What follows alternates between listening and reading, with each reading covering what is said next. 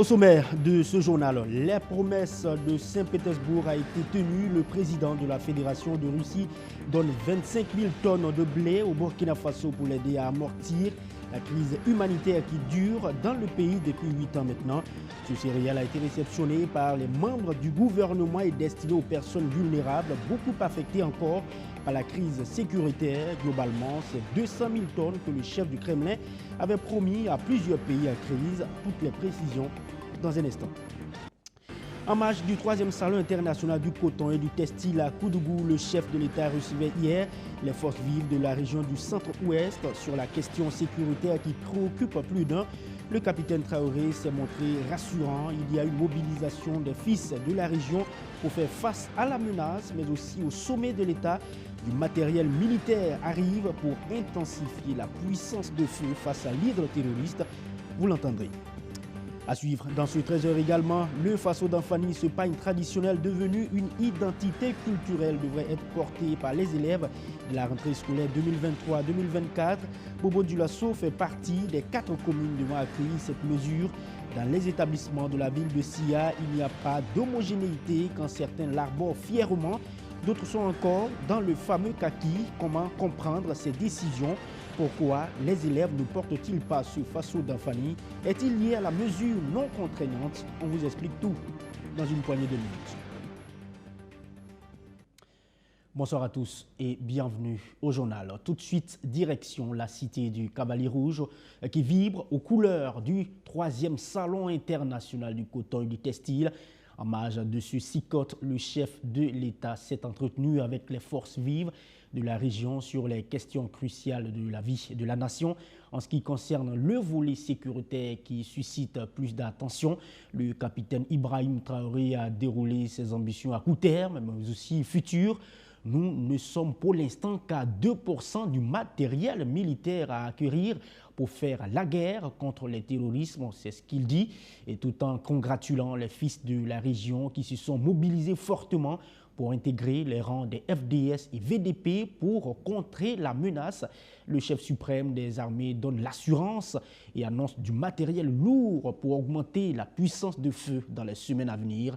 Je vous propose d'écouter le capitaine Ibrahim Traoré. Je le disais aux chefs coutumiers, avec leur concours, nous avons pu donc voir engager les fils et les filles de la région qui ont pris les armes aux côtés donc des FDS pour défendre leur terre, pour défendre la mère patrie. Sur le volet sécuritaire, sur le plan national, comme vous le suivez, nous sommes à une phase donc d'équipement, notamment des équipements un peu lourds, des moyens de protection. Et la dernière fois, nous avons réceptionné le premier lot. Je peux dire qu'il représente peut-être 2% de notre plan stratégique d'équipement. Beaucoup de choses restent à venir au cours de l'année qui doivent permettre donc à nos forces de monter en puissance et d'avoir une capacité feu largement au-delà de ce que l'ennemi pourrait posséder. C'est un défi et je compte aussi sur tous ceux qui ont des idées. Parce que je le disais ce matin, la question de la défense n'est pas uniquement les armes, mais il y a aussi l'organisation du terrain. Une mission a été confiée donc au gouverneur pour pouvoir organiser toutes les forces vives à côté donc des FDS pour organiser le terrain. On ne saurait combattre sans se protéger, sans organiser le terrain.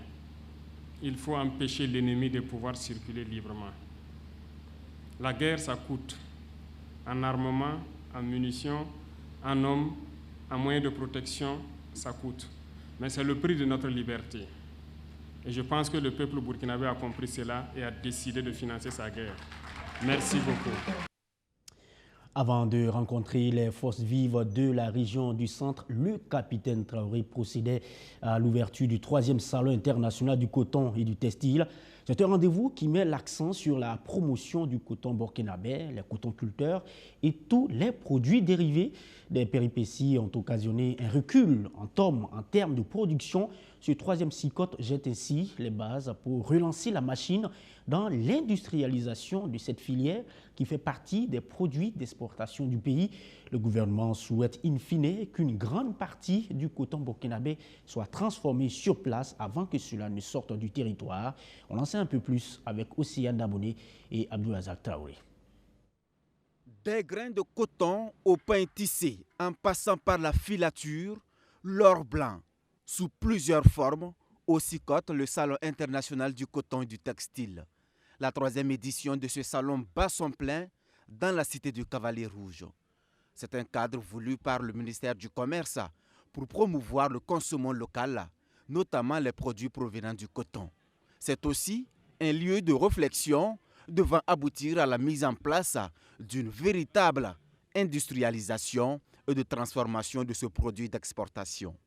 Cette année, c'est de faire de Koudougou, cette 3e édition, une base réelle, un socle réel pour arrêter les bases de la transformation à grande échelle. Comme je l'ai tantôt dit, la transformation réelle à grande échelle du coton en Afrique.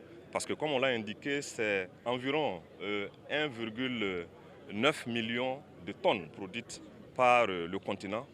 Seulement 1 à 3% sont transformés ici. Toute la grande valeur est exportée, va se transformer et revient encore pour que nous les payions cher. Donc il est temps pour nous d'être pragmatiques, d'aller vers des résolutions concrètes. Les acteurs intervenant dans ce secteur font des projections à ce 3e cycle pour redémarrer certaines industries comme le Faso-Fani afin d'accélérer la transformation de l'or blanc sur place. Durant 48 heures, un point d'honneur sera mis sur les mécanismes devant aboutir à cette phase d'industrialisation. L'objectif majeur pour le Burkina Faso ici, c'est de passer la barre des 500 000 tonnes par an et redevenir leader en Afrique afin de retrouver sa place d'antan. À l'issue donc de cette cérémonie officielle d'ouverture, nous aurons une conférence inaugurale. Et cette conférence inaugurale sera émaillée d'un certain nombre d'interventions de panélistes sur le thème central, en lien avec la transformation locale du coton et les modèles d'industrialisation que nos pays africains devraient adopter en vue donc de profiter des avantages qu'offre donc l'accord sur la zone de libre-échange continentale africaine. Et donc, à l'issue donc de cette conférence inaugurale, il y aura des tables rondes et certains panels qui seront animés tout au long donc, de ces 2 jours par d'éminentes personnalités, des experts et chevronnés et donc, qui maîtrisent la question donc, de cette filière très importante qui est celle du coton. Le Salon international du coton et du textile se poursuit jusqu'au 27 janvier 2024 à Koudougou.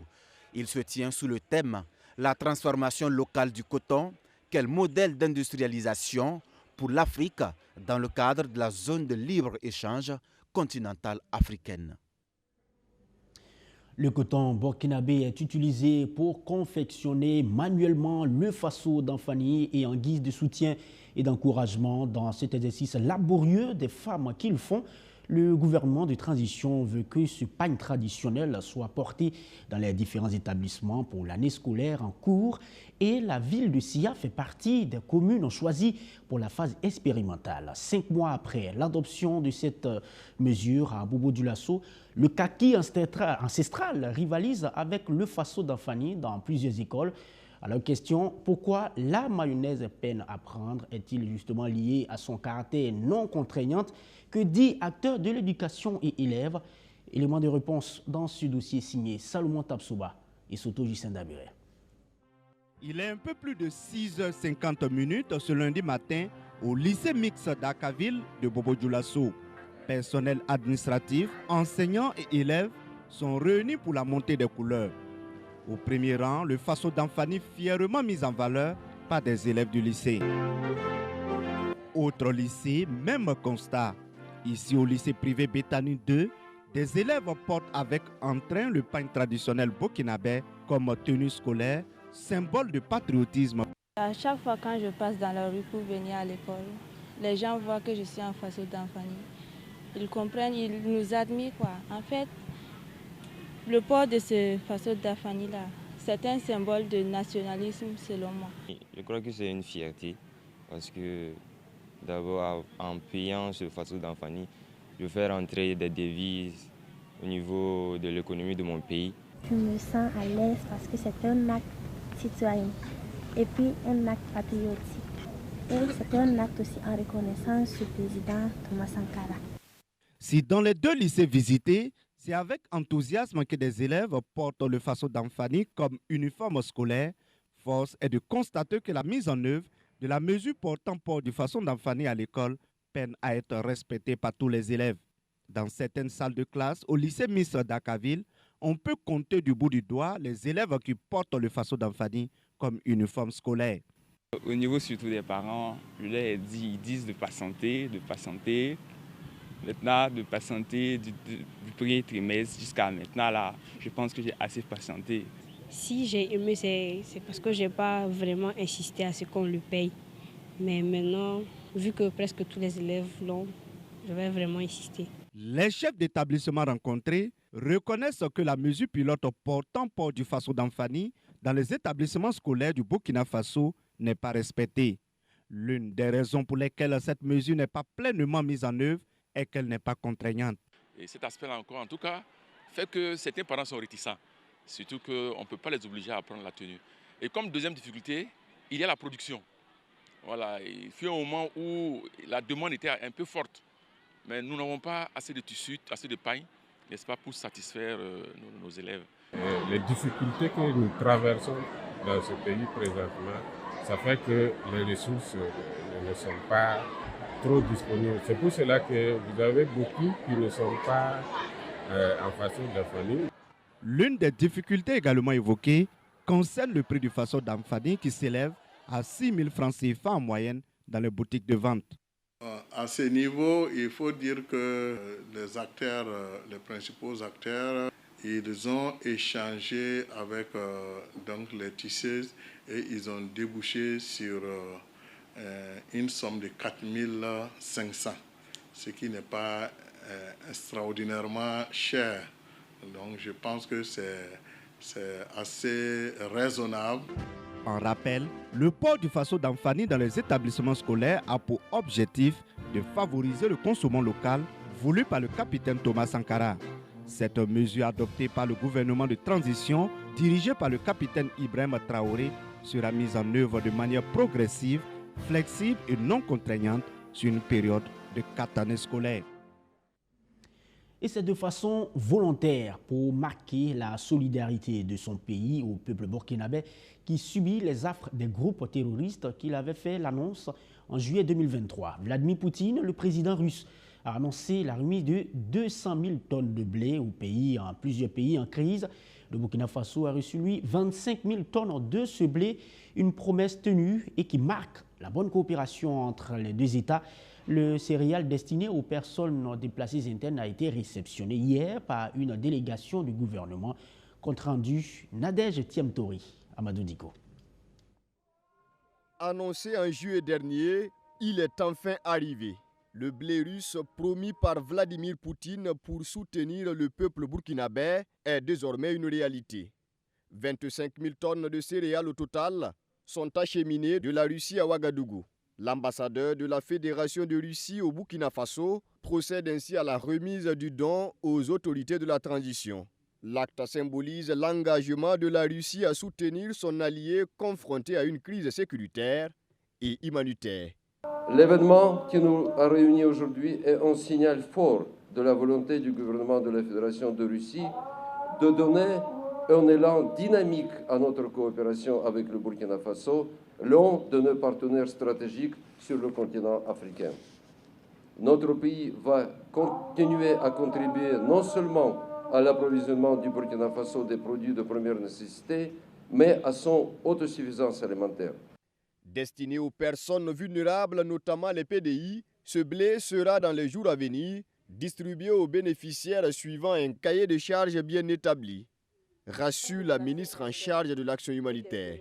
Nous avions déjà fait une programmation et les bénéficiaires, je les ai cités tantôt dans l'intervention que je viens de faire, en donnant une part égale entre les PDI qui sont actuellement dans les zones d'accueil et les PDI déjà retournés dans leur zone d'origine. Et les bénéficiaires sont également les veuves et les orphelins du terrorisme. Ça veut dire tous les veuves des FDS tombés et des VDP tombés en seront bénéficiaires.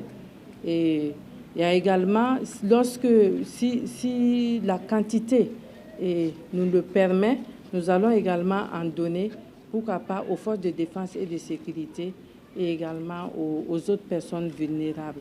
C'est en marge du sommet Russie-Afrique tenu en juillet dernier à Saint-Pétersbourg que la Fédération de Russie avait annoncé ce don au Burkina Faso. D'autres pays en situation de crise, notamment le Mali, la Somalie, la République centrafricaine et l'Érythrée, ont également bénéficié de cette aide, estimée à environ 200 000 tonnes de blé. Et peut-être que dans quelques années, le Burkina Faso pourra produire à grande échelle et en quantité suffisante plusieurs spéculations pour permettre au pays d'éviter de recevoir des aides alimentaires de toutes parts. Ça sera grâce à Alain Ema. Il est désormais docteur en sciences du sol. Il a mené plusieurs recherches pour permettre aux plantes de pousser sur différents supports grâce à plusieurs composantes qui ont été proposées dans sa thèse. Le nouveau docteur a soutenu le mardi dernier à l'université Nazif Boni. Il s'en sort avec la mention très honorable.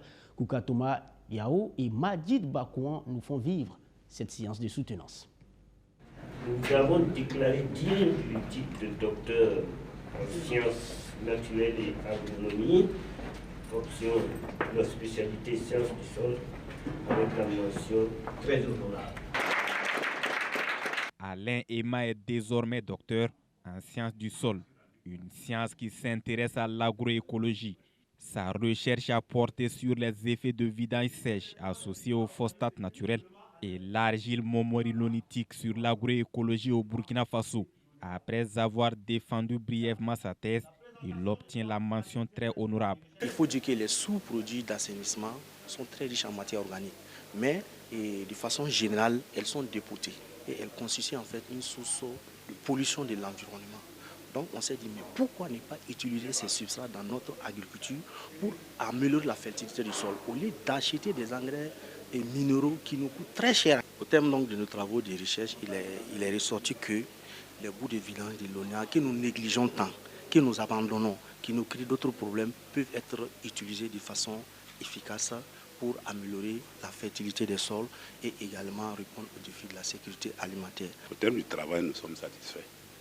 Nous sommes satisfaits parce qu'on est parvenu à des formulations. Et dans le processus, on a eu des problèmes qu'on a pu résoudre. On a présentement des formules qui peuvent être appliquées. Donc nous prévoyons, avec toujours la collaboration de l'ONEA ou d'autres partenaires, de faire une mise à l'échelle de ce que nous avons développé comme technologie. L'Impétran, à travers cette étude, veut également contribuer à la fertilisation des sols au Burkina Faso, une idée jugée pertinente par les membres du jury. Vous savez bien, nous sommes dans un pays où nous avons pas mal de politiques en matière d'eau, d'assainissement, mais également nous avons des préoccupations qui sont d'ordre, on va dire, sécurité alimentaire et nutritionnelle. Et nous avons là un sujet qui permet de résoudre, de répondre à des défis tels que les questions d'assainissement et d'hygiène publique, avec tout ce que nous connaissons et qui amène des maladies, des problèmes écologiques, etc. Donc ça, c'est un premier aspect qui est important. Et vous avez vu, il a démontré comment on pouvait améliorer la qualité de ces bouts de vidange-là pour qu'ils puissent être utilisés avec sécurité en matière de production agricole.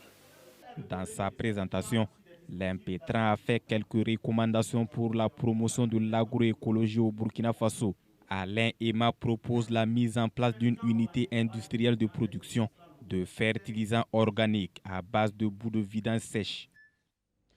La ville de Ouagadougou se dote de nouveaux outils urbains pour contrôler le flux démographique, notamment sur la circulation routière. Dans cette démarche visant à décongestionner Ouagadougou, la commune a mis sur pied donc 2 sites, lesquels sites bénéficieront de prochains investissements. L'idée était au cœur d'une rencontre à l'initiative de l'agence municipale des grands travaux. Amadou Diko. La forte croissance urbaine de la ville de Ouagadougou a occasionné un sous-équipement des quartiers périphériques et la congestion du centre-ville. Une situation qui rend difficile la fluidité de la mobilité urbaine. En vue donc de faciliter le trafic, la commune de Ouagadougou se dote de nouveaux outils de planification urbaine. L'élaboration d'un plan d'occupation des sols a permis d'identifier 2 sites qui devront accueillir les prochains investissements de la mairie. Situés à Boulmiougou et à Sissin, l'aménagement de ces lieux stratégiques devrait également offrir aux populations l'accès aux services de base sans se déplacer vers le centre-ville. Vous savez, à Ouagadougou, on fait essentiellement périphérie, centre-ville le matin et inversement le soir. Et là, ça crée un déséquilibre du territoire. Donc, il s'agit donc de créer des pôles qui vont supplier le centre-ville, de sorte à ce qu'on ait une organisation et du trafic et des investissements publics et privés qui sont assez harmonieux. Pour la mise en œuvre efficace de cette politique du développement urbain, il est également prévu des infrastructures routières adaptées aux défis du moment. Nos voies ont toujours privilégié les voitures, les motos, mais le piéton est l'oublié de la conception de la voirie. Donc l'effort a été fait donc, au niveau de la commune de Ouaga, de proposer donc, un certain nombre de profils qui intègrent l'ensemble des mobilités au niveau donc, de la ville de Ouagadougou. Toutes les informations sur ce projet de développement urbain sont consignées dans des plans guides, des documents présentés et soumis à validation à l'ensemble des acteurs de la commune de Ouagadougou. Restons encore à Ouagadougou pour assister à la cérémonie de remise d'attestation à plusieurs membres d'organisations de la société civile. C'est après une formation lancée par l'organisation Diakonia grâce à l'Institut panafricain pour le développement Afrique de l'Ouest et du Sahel qui a assuré cette formation en management. Il est question de mieux les outiller afin qu'ils puissent mieux impacter dans leurs différentes actions sur le terrain. La cérémonie de remise avec Maxime Ilboudo. Désormais outillés sur les questions de management, de gestion des organisations professionnelles, le leadership, la recherche de partenariats et de financement, ces acteurs de la société civile reçoivent leur certificat de fin de formation. La formation est assurée par l'Institut panafricain pour le développement Afrique de l'Ouest et du Sahel. L'objectif est de renforcer les capacités des organisations de la société civile pour un impact plus important de leurs interventions sur le terrain. Beaucoup d'entre nous auront une meilleure vision, n'est-ce pas, de la réalité et de ce qu'ils sont appelés à faire. Voilà, quand on a une meilleure vision de ce qu'on est appelé à faire, ça veut dire qu'on sait où on va.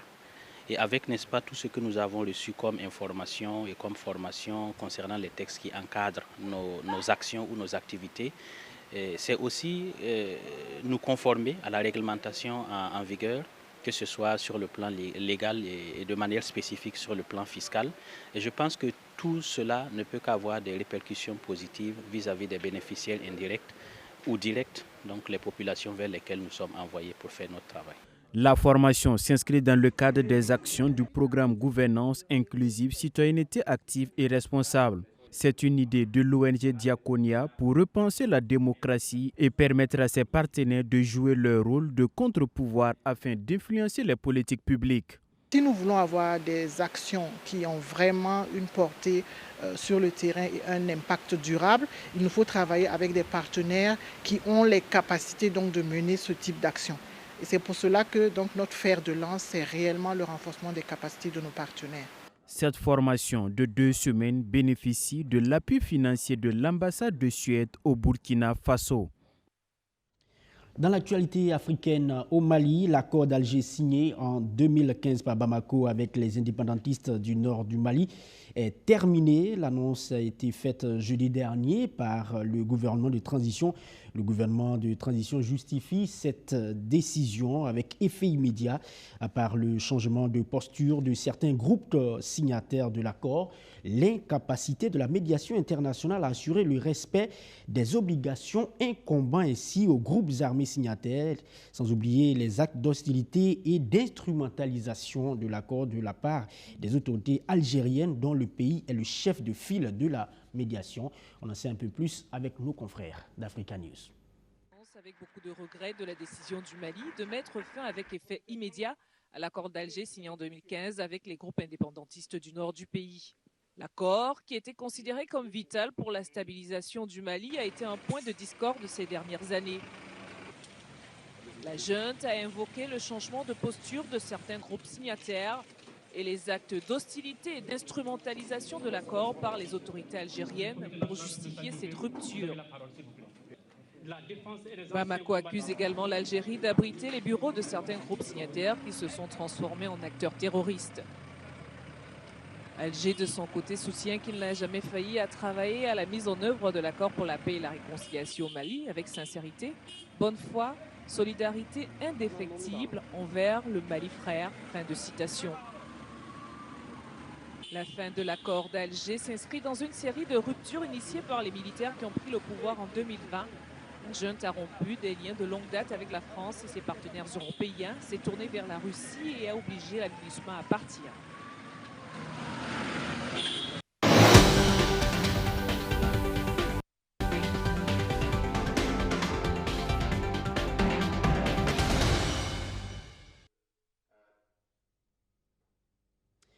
Pour terminer ce journal, le Mali et le Burkina Faso s'affrontent le mardi prochain à Korogo pour les 8e de finale de la Coupe d'Afrique des Nations. C'est la deuxième confrontation entre les deux pays en phase finale de Coupe d'Afrique des Nations après la première en 2004. Ces pays voisins, liés actuellement par un destin commun, disputent tout leur 13e CAN sans avoir remporté aucune étoile.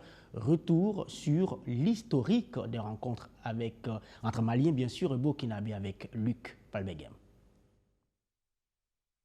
Le Mali et le Burkina Faso sont à la recherche de leur première étoile à la Coupe d'Afrique des Nations. Pour cette CAN CAF Total Énergie Côte d'Ivoire 2023, les deux formations sont à leur 13e participation. La première du Mali date de 1972 où les Aigles vont disputer la seule finale de leur histoire.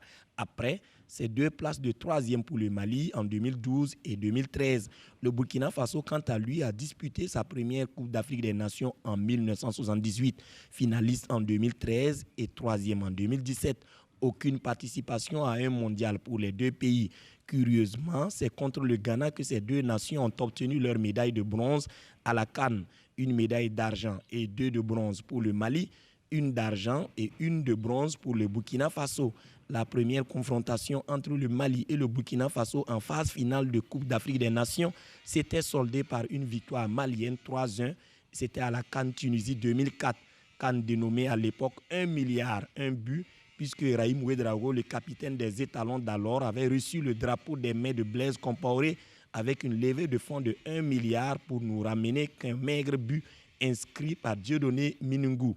La rencontre entre ces deux pays voisins de l'Afrique de l'Ouest en 8e de finale s'annonce palpitante avec un léger avantage pour les Aigles du Mali qui ont terminé premier de leur groupe sans défaite sur le Burkina Faso qui a terminé 2e du groupe D avec une victoire, un nul et une défaite.